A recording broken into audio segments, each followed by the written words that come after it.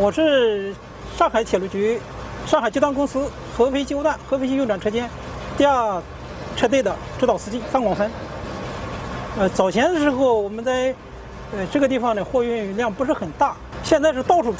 摆的都是箱子，就是陈列的，这个2层、3层都有。以前呢，每周只能开行一趟中国班列，现在这个作业量相当的大，每周要开到7到14趟中国班列。合肥首趟班列是2014年6月26号开行的。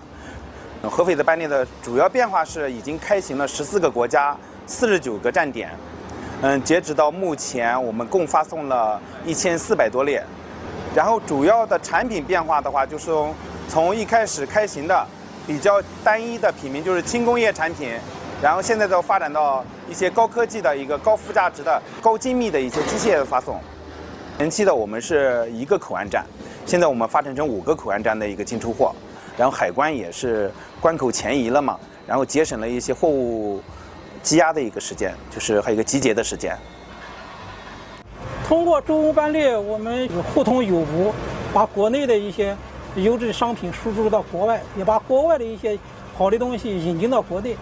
确确实实起到一个纽带的作用。